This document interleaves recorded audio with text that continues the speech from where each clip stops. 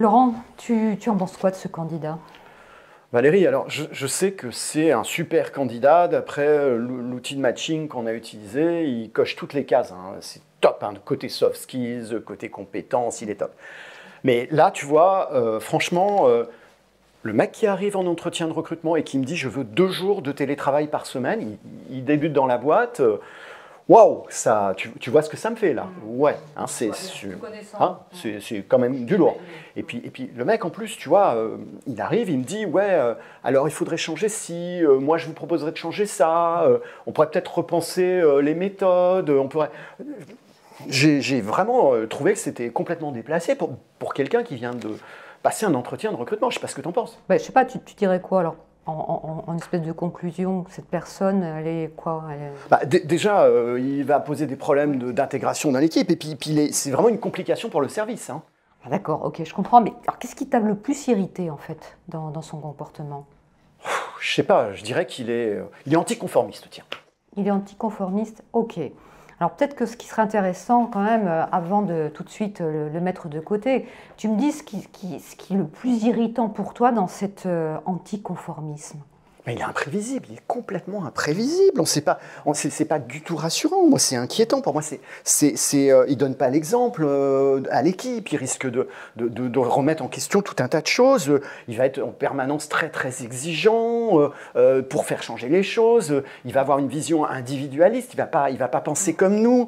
Il va créer un sentiment de révolte, disons, dans l'équipe, en disant il faut refaire ci, il faut faire ça.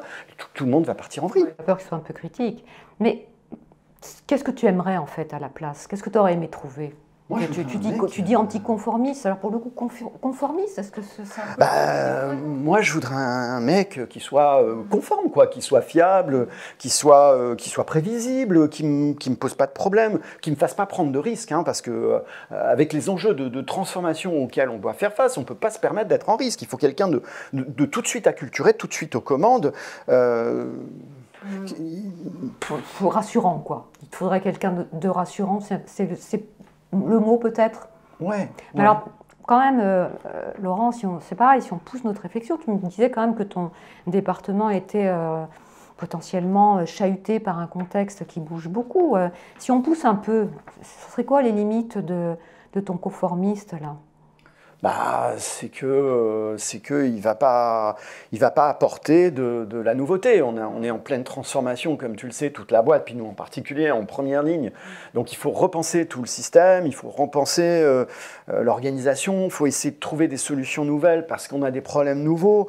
Le conformiste, il sortirait pas des sentiers battus, et puis surtout, il ne nous apporterait pas un regard neuf dans notre environnement, quoi, tu vois.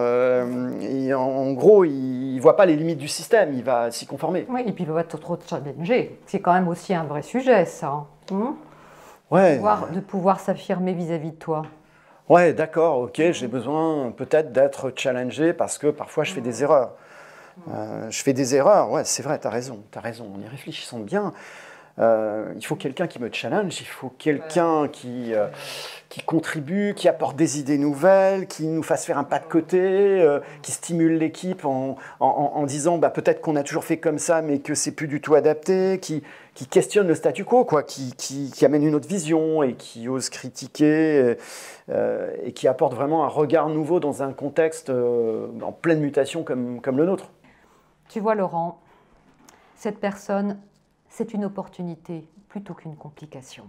Maintenant, il faut accompagner son intégration, il faut véritablement que tu sois présent, que tu lui donnes une feuille de route pour qu'il ne critique pas tous azimuts.